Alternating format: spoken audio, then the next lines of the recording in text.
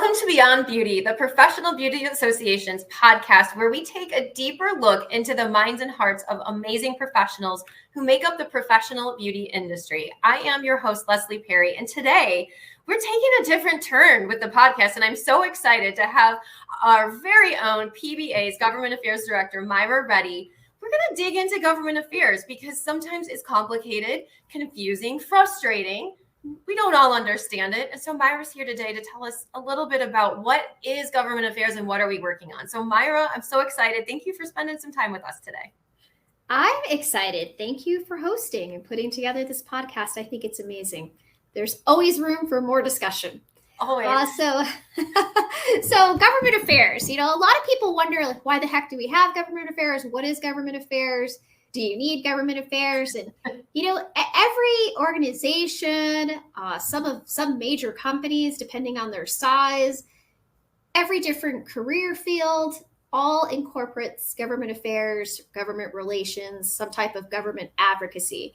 And it really is building upon representation of your field, representation of the individuals in the field. So in our case, representing our membership on behalf of the industry, whether it's the manufacturers, distributors, our salon, spa owners, our individuals. We want to make sure that there is representation and there is a voice and there's participation on their behalf on an association level. And a lot of associations were actually born and live out in the DC, Maryland area. So PBA is unique that it's based in Scottsdale, Arizona. Not complaining because it's beautiful out here. Neither am I. It's the middle of, the beginning of February, I guess, and it's bright and sunny outside today.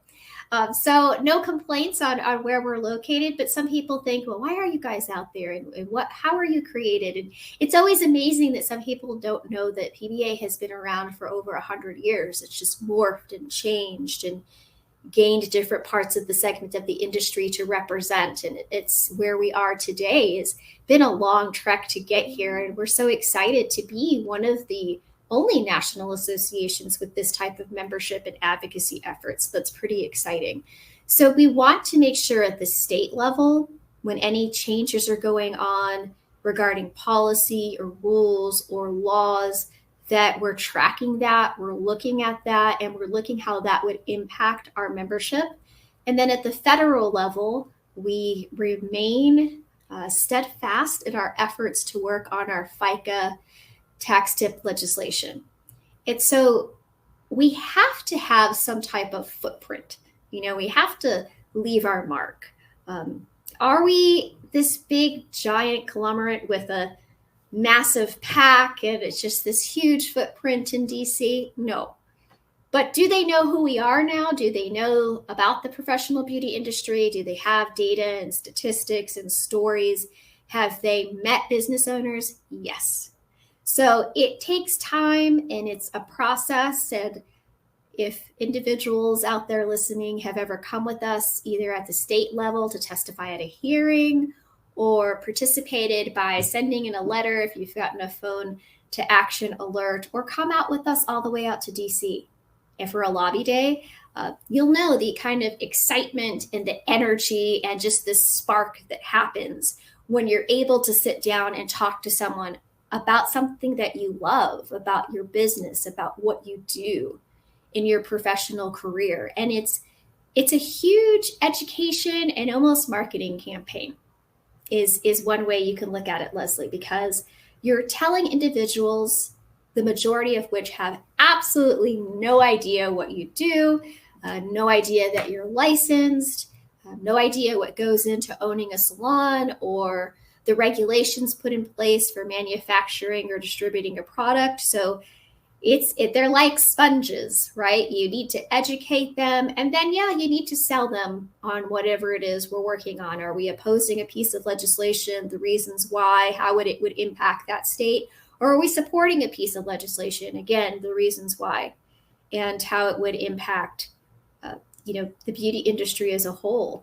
And I used to think at the beginning, I think I've been with PBA almost 13 years now. And We didn't start off with a whole lot. We didn't even have a tracking system.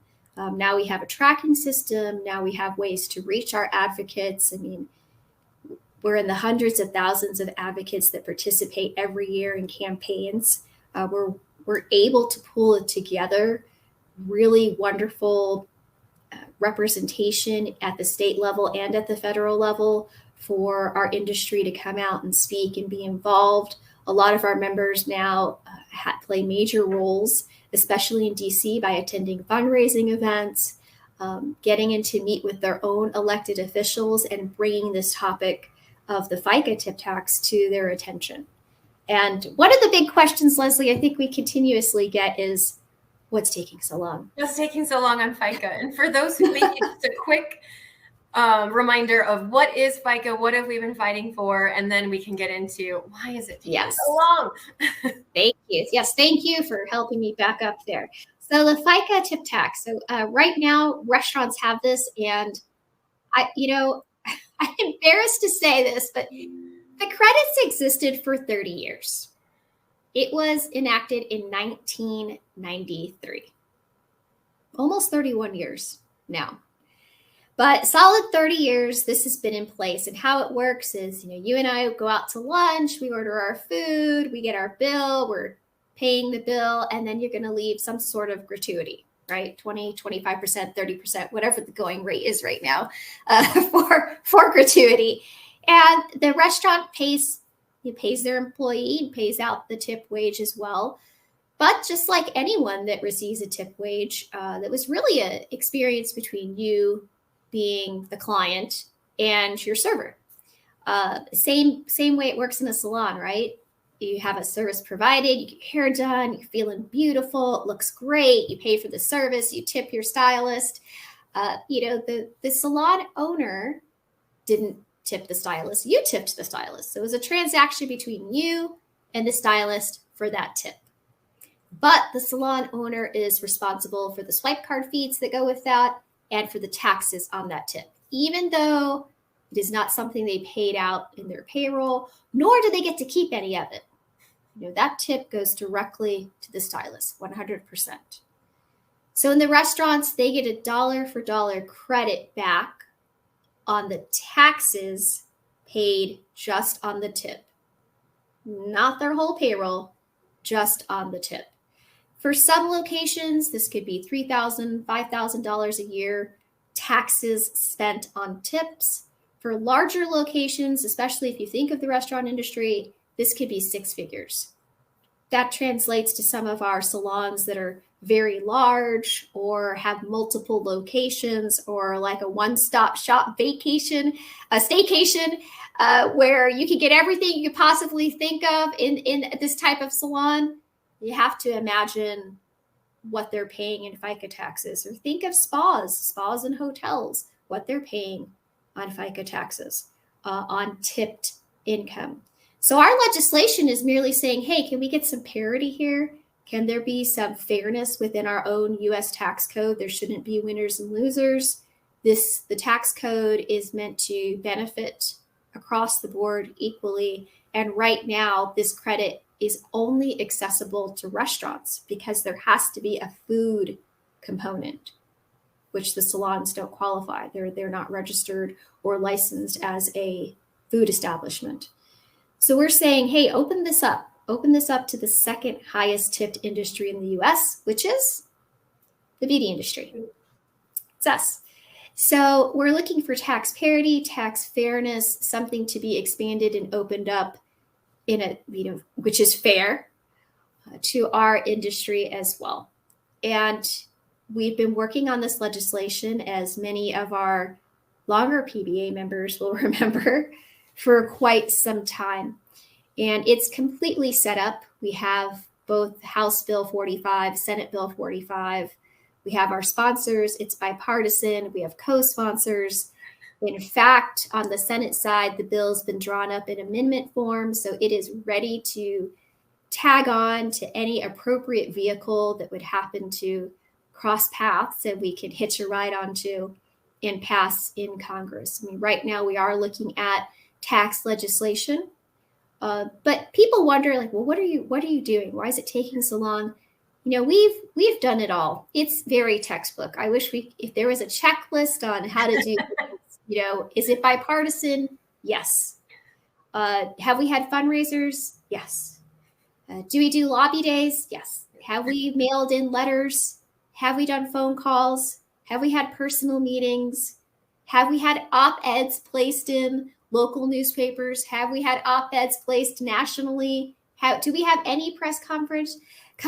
Yes, yes, yes, and yes. All those boxes, yes, we've done it. We've done all of that. We've done outreach. We continue to do outreach, personalized outreach, broad outreach. We participate at every level to make sure that this conversation doesn't go dormant, that when there is a vehicle, it just is going to get tagged on. We're not then going to start explaining the legislation or why it would be effective or why it creates tax parity or how it's going to be reinvesting into the salon industry that does provide so many jobs and long-term career opportunities. I mean, we also share that. We have data. We have data broken down by congressional district. We have demographic data. We have financial data. Yes, yes, yes. We have everything. Yes. So we've done all those things. And what becomes frustrating is, the status of Congress, how things work. We get so close, and then at some point, it is up to our bill sponsors in Congress to now take that and carry it away and make sure it happens. There's only so much we can do. And as I've listed out, we've done it all. So we continue to work. And one reason I just can't let this bill go, which has been a conversation many times, but one, because it's just it is a matter of tax fairness. And when you see elected officials run on in campaigns on pro small business growth, helping out our small American businesses that keep them here, help them expand, help them stay afloat, businesses that are still recovering from COVID, businesses that are impacted by inflation. You hear all these stories, and it's really like reading our own talking points back at us in press conferences, press releases, hearings up on the Hill. It's kind of like listening to ourselves, and what's missing, our bill. So, it does become frustrating. I feel myself becoming ever more blunt in our congressional meetings and just saying, when I get asked the question, Myra, why? I mean, you've been in past pieces of legislation. You guys have gotten so close. Your bill now is a revenue generator. Yeah, we're a revenue generator. We're going to make money for the federal government, and you still haven't passed. What's happening here? I love when that question pops up, because I like to say, "How you tell me?" We're all going to stare at you now and wait for you to tell me why this bill hasn't passed. And some people are honest and will come down to relevancy. Do we need to be louder? Do we need to have a bigger presence, a bigger footprint? Do we need to be more aggressive in our messaging and in our outreach and keep pushing and pushing and pushing? You let us know what you need, because we've morphed and changed and made all the modifications, have been where we're supposed to be and complied where we're supposed to comply and have done all the steps that we're supposed to do. So what is it? You tell me, what is it that you want? What's left for us to do? Where else would you like us to send our advocates? Because they're all waiting with bated breath to find out, when are we going to be included? What else does it take? I met with my elected official. I met with these amazing staff members. All of them said, yes, we love the bill. It's great. It's pro-business. It does this. It does that. This many thousands of people in my district would be impacted in a positive way by this legislation. It already exists, and it's revenue generating. Where is the disconnect? Is the disconnect that it's really hard for Congress to come together and pass anything?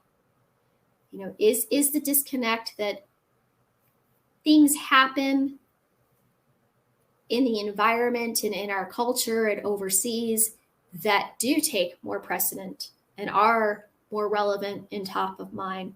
So how do we stay relevant? How do we cut through all the noise, some of it self-induced and created by members of Congress, I think, and then some of it actual real problems? And how do we remain top of mind for these offices? And that's where I think sometimes people get tired, or they'll say, oh, I've worked on that for 5 years, I'm not going to work on that anymore. And that's where we just can't give up. So Katie and I, as a team, on behalf of our membership representing PBA, we go out there with our data and our information and our passion for the legislation and our true, honest belief that our members deserve tax parity and tax fairness, and continue our outreach, because our industry is relevant. Our industry is worthy. Our industry is deserving. And our industry has been left out. And there is a bias. Everyone sees it. We don't have to explain it. There is a bias with our industry, and that's frustrating and unwarranted. So, as long as I'm here, I'm going to keep pushing to explain the positive of our industry, to explain why this legislation is important, to explain why we're relevant, to explain what it means to a small business owner who is providing employment opportunities for individuals in their community, what this all means and why our industry is relevant, why our industry is important, and why they deserve a seat at the table and a voice in the conversation, and this legislation to pass for them. Because we can't lose that passion. We can't lose that fire, that outreach. Yes, it's tiring. Yes, it's frustrating. I get frustrated. But that frustration also tells me that we can't give up. The frustration tells me something is wrong. Something's wrong with the system when you have a piece of legislation that's bipartisan and revenue generating, and it's still a struggle. So what? I think people will be offended by that. You with me? I am. I know we are, and we appreciate all the work you're doing. How do others get involved? And I know that you said, it could be frustrating, you're tired, and we can't give up. What can we get other members to do? How can they get involved, whether it's with FICA or other initiatives you're working on? Why should they get involved, and how do they get involved? You're right, whether or not it's FICA, but everyone should take the time to just send an email, pick up the phone, sign up for your elected officials newsletter. Make that connection. Make a connection, especially if you are a business owner or an independent business of one. Things are happening at the state and federal level. We track it, we see it, we know it. It's coming through. We have 415 bills right now because a lot of them were carryovers at the state level in our tracking system. Only about 40 of those, where it's February 7th, are new. But there's legislation there on independent contractors, classification, licensing, criminal background checks, board status, whether boards should be there or not be there, combining boards, or requiring more representation from the beauty industry. If it's all hair right now, you've got to include nail techs and estheticians. All these changes keep happening every year in every state across the board. If that matters to you, if that's something you want to keep a pulse on, sign up for newsletters, sign up and find out who your elected official is, do a little touch base. If you want to be involved in those issues that are happening, so one, that that they're happening, two, that you can serve as the educational resource in that area for your industry. A lot of times bills are being passed, they may not state cosmetology or barbering in them, but it's going to affect the industry. That's just how legislation works. Sometimes unintentional consequences happen, and everyone gets swept up in that, oh, whoops, that applies to me now. Yep, it does. It applies to you now. And we've seen it happen in states with wage changes and labor law changes where, again, it didn't call out our specific career fields, but it definitely had an impact. And now we're going through the steps of telling people what's compliant and what's not compliant. And it has to matter to you. And if it doesn't, that's okay. You're not going to hurt my feelings. But if you're sitting there wondering, like, why is this? Why? What's the why behind that? I'm always constantly asking that. Why? Why did they do that? Who asked for that? Where did it stem from? How do we learn from it? Then your mindset is probably someone that wants to sign up and start looking into this. At least start learning about it, keeping a pulse on it, because it directly affects your business. Or if you're just someone that maybe wants to start getting involved, the first step is just figuring out whose district am I in. And if you don't know or know where to start, we can help, right? Yep. And that's why we're here. We are here to help. Why do we work on legislation? I mean, one, it's my passion. That's all I've done. 48. That's what I went to college for. And before I even graduated college, I was working for elected officials. That's my complete background, is reading policy, looking at policy, working on a policy, reaching out to stakeholders about policy. This is what Katie's been doing for the past, almost 10 years. It's our job. That's why we're here. But the reason we're so engrossed in it and just we bury ourselves in it like a big fluffy blanket is because we do care. We do listen to the stories that we get. We enjoy meeting our advocates and learning about their backgrounds and stories, and they are relevant. And we do,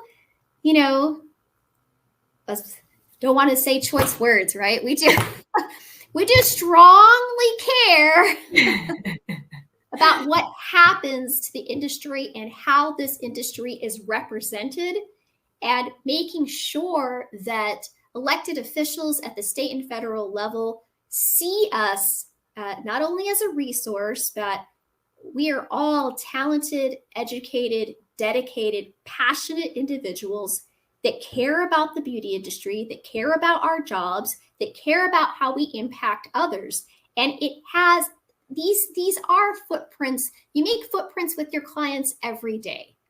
Mm-hmm. It's like telling my 10-year-old daughter the other day when she sat with a girl that wasn't sitting with anyone and worked with her on a project, and later that day receiving a text message from that little girl's dad saying, that was huge.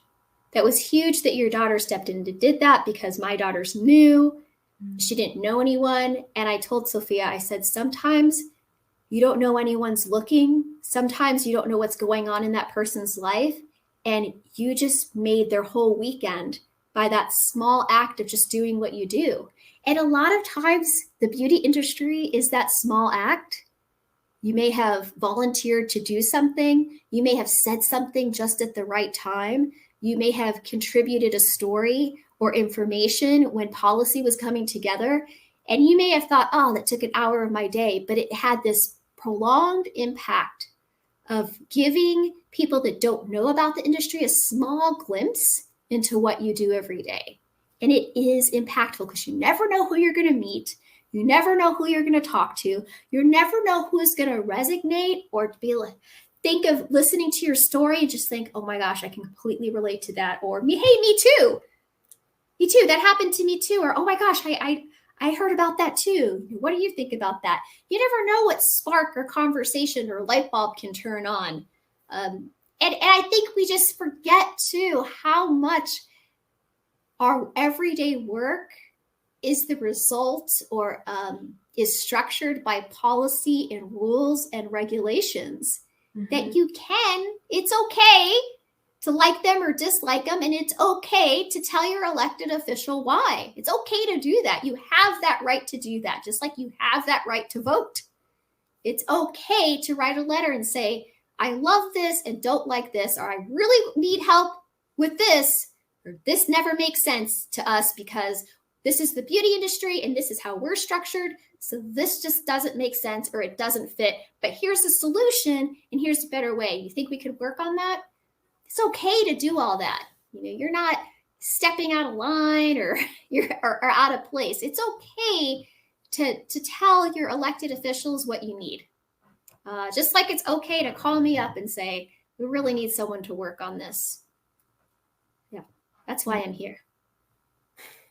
So any final word?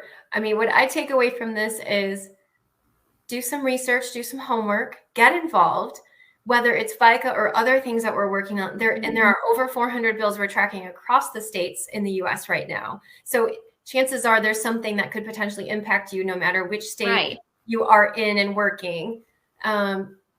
Where first place to go, you can go to probeauty.org and click on our advocacy and become part of our advocacy team and group effort.